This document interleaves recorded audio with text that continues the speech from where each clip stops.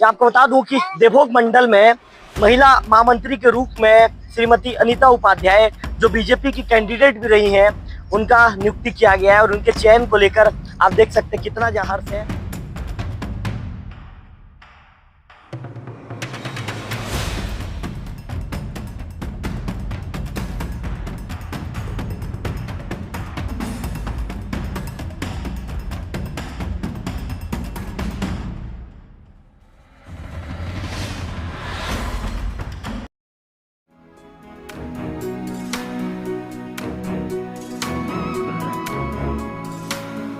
नमस्कार, मैं हूं रवि तिवारी। आप देखना शुरू कर चुके हैं लोकल टीवी। आपको बताना चाहूंगा कि आज राजापारा में एक कार्यक्रम का आयोजन किया गया है।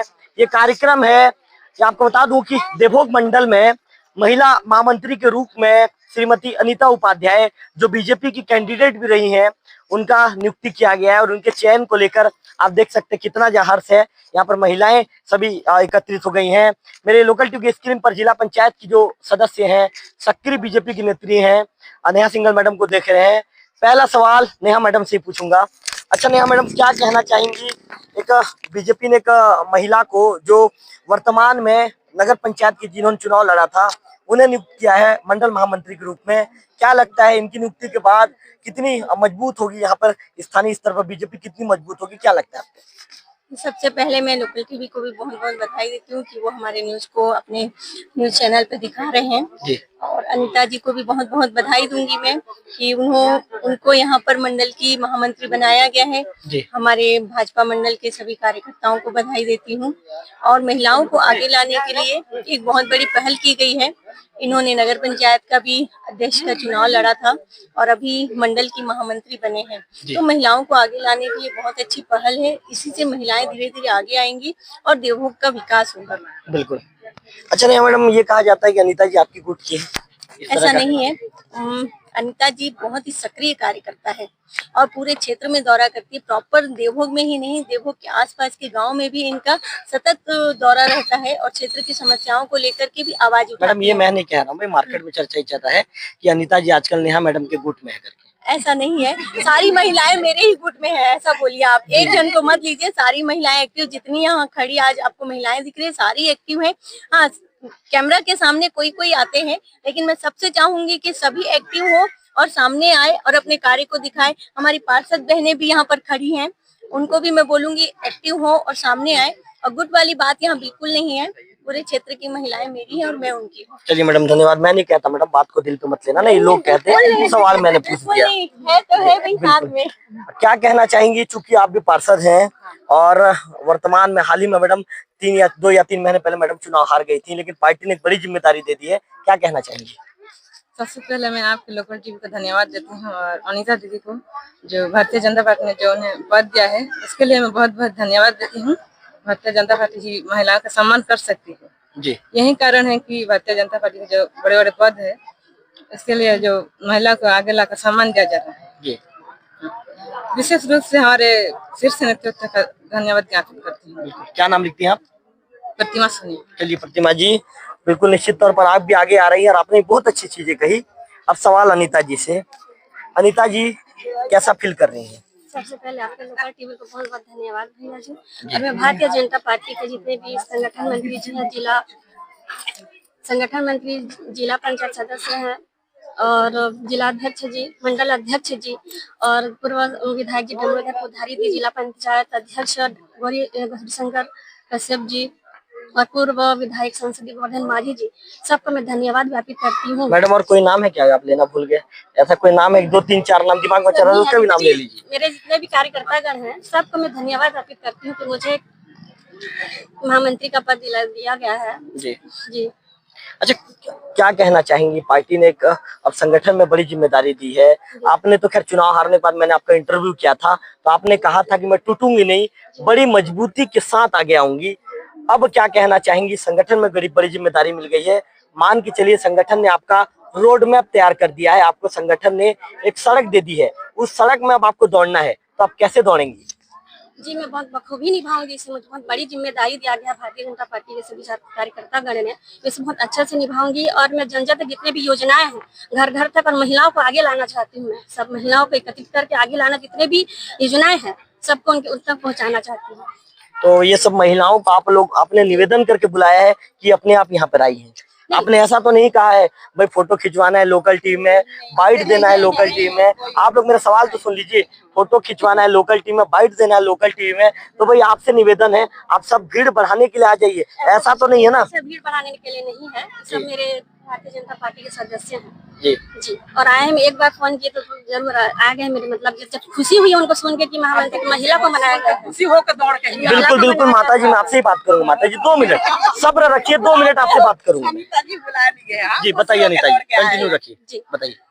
उनको बहुत खुशी हुई और खुश बधाई देना, मिठाई भी खिलाई, मुझे स्वागत भी किए हैं कि महामंत्री का पद दिया गया है, पहली बार महिला को बनाया गया है, तो उसे बखूबी निभाऊंगी और जन जन तक योजनाओं का मैं लाभ पहुँचाऊंगी। मिठाई आपने सबको खिला दिया, मुझे नहीं खिलाया। आपको खिलाऊंगी, जरूर खिलाऊंगी आपको मिठाई। अच्छा अनिता जी, पता था कि आपको कुछ कि मुझे मंडल महामंत्री का पद मिलने वाला है? कुछ ऐसा आपने पहले से तैयारी की थी क्या, या कहीं संगठन में आपने कुछ दौड़ लगाया था क्या, कहीं पे पेच फंसाया था क्या, नेहा जी से कहा था क्या कि नेहा जी मुझे कोई पद दिलवा दीजिए? ताकि मेरा सवाल सुनिए पहले अनिता जी, जवाब आप देंगी।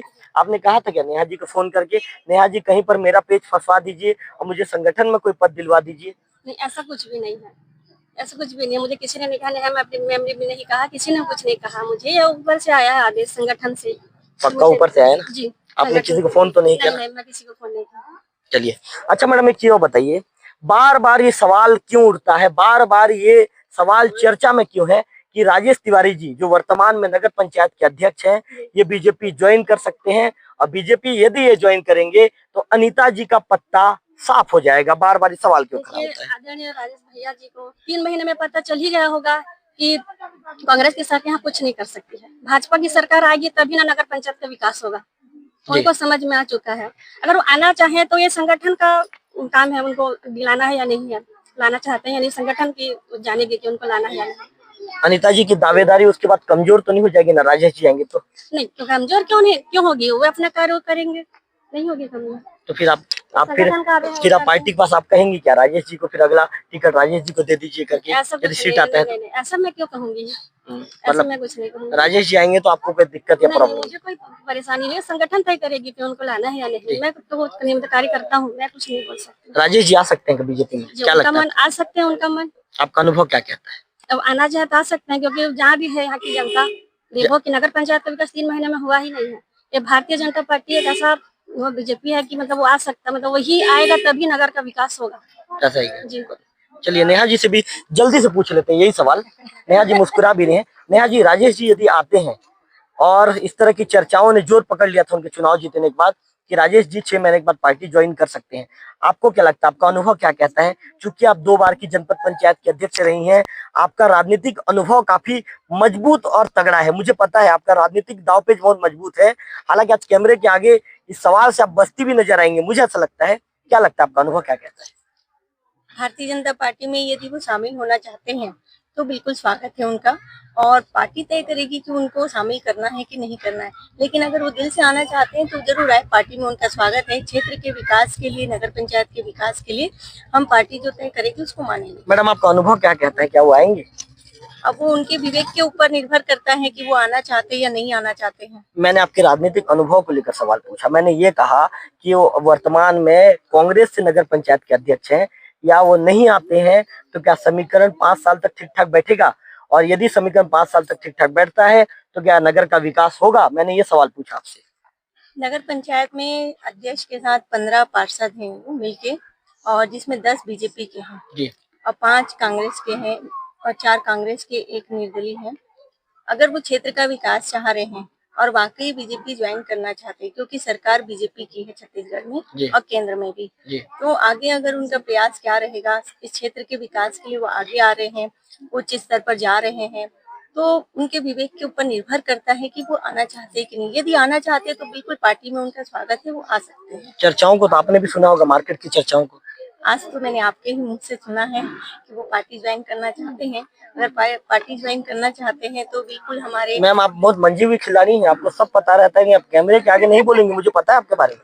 देखिए, अब वो पार्टी तय करेगी कि क्या करना है नहीं करना। बाकी बहुत से कांग्रेसी जनप्रतिनिधि हमारे बीजेपी में ज्वाइन हुए हैं और बीजेपी ने उनको ज्वाइन किया है, लिया है अपनी पार्टी में। अगर राजेश जी भी आना चाहते तो बिल्कुल स्वागत है उनका। तो नेहा सिंघल मैडम ने कहा कि यदि राजेश जी आना चाहते हैं तो उनका स्वागत है, और राजेश जी आएंगे तो यहाँ पर विकास होगा, इस तरह की बातें कही हैं। और भी एक दो महिलाओं से बातचीत करते हैं। पार्षद है, क्या नाम है आपका? लक्ष्मी सिंह। लक्ष्मी सिन्हा मैडम, क्या कहना चाहेंगी? अनीता मैडम को पार्टी ने बड़ी जिम्मेदारी दी है, क्या कहना चाहेंगी? हम पूरे महिलाएं बहुत खुश हैं जो इतना बड़ी जिम्मेदारी दी है। हमारे नगर पंचायत में पहली बार महामंत्री पद दिया गया है। हम बहुत खुश हैं और बहुत बहुत धन्यवाद देती हूँ अनीता दीदी को। चलिए, तो निश्चित तौर पर जो बधाई देने का जो सिलसिला है, बधाई। आप लोग हट जाइए, कैमरामैन को दिक्कत हो रहा है कैमरा चलाने में, आप लोग हट जाइए। तो कुल मिलाकर सभी बधाई देने पहुंच रहे हैं, गले मिल रहे हैं और कह रहे हैं कि निश्चित तौर पर आप सब आपको जो पद मिला है इससे पार्टी मजबूत होगा, इस तरह की चीजें कही जा रही है। महादेव जी से बातचीत करूंगा। महादेव जी सामने आइए। महादेव जी, क्या कहना चाहेंगे? पार्टी ने बड़ी जिम्मेदारी दी है, अनीता जी क्या कहना चाहेंगे? जी, पार्टी उनके ऊपर विश्वास की हो, बड़ी जिम्मेदारी दे दी सर। जी जी, अब वो उनको अपने हिसाब से सही ढंग से काम करना है। जी। अच्छा महोदय, एल्डरमैन को लेकर चर्चा है कि अनीता जी को पार्टी आने वाले दिनों में एल्डरमैन के रूप में नगर पंचायत भेज सकती है। जी, भेज सकती है सर। यदि ऐसा होगा तो आप लोग सब तैयार हैं? हाँ, बिल्कुल तैयार हैं। सहमत हैं आप लोग? बिल्कुल साहब, कोई डाउट वाली बात नहीं है? कोई डाउट नहीं भैया। बिल्कुल। तो महादेव जी को आपने सुना है, महादेव जी का कहना है यदि पार्टी आने वाले दिनों में एल्डरमैन के तौर पर यदि अनीता जी को नगर पंचायत भेजती है तो इसके लिए तैयार है। सचिन टांडिया जी काफी खुश हैं, अपने मोबाइल से उस पल को कैद कर रहे हैं, रिकॉर्ड कर रहे हैं। तो कुल मिलाकर आप समझ सकते हैं ये कितना खुशियों भरा पल है। आज जिला पंचायत की जो सदस्य हैं और यहाँ की जो पार्षद है, दो पार्षद आपको नजर आ रही है, अन्य महिलाएं नजर आ रही हैं, सभी लोग यहाँ पर नजर आ रहे हैं और सभी लोग एक ही सुर पर कह रहे हैं कि निश्चित तौर पर ये काफी बड़ा पल है। इस तरह की चीजें कही जा रही है। युगाल सिन्हा जी मौजूद हैं, जिन्हें आज मीडिया प्रभारी बनाया बीजेपी पार्टी ने। युगाल जी क्या कहना चाहेंगे? सबसे पहले तो बधाई आपको। बहुत बहुत धन्यवाद। लोकल टीवी के दर्शकों को भी बहुत बहुत धन्यवाद।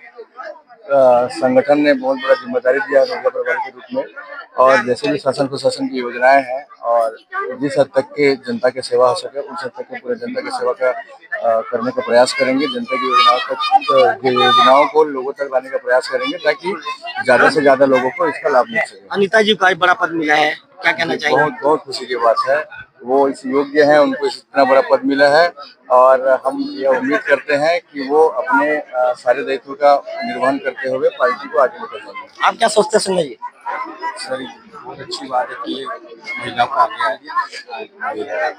निश्चित तौर पर सभी लोगों को देखिए, जनपद पंचायत जो जिला पंचायत की जो सदस्य हैं सभी को बीजेपी का गमछा, जो युगाल सिन्हा जी को बीजेपी का गमछा पहनाकर स्वागत किया जा रहा है और सभी लोग एक दूसरे को टीका लगा रहे हैं।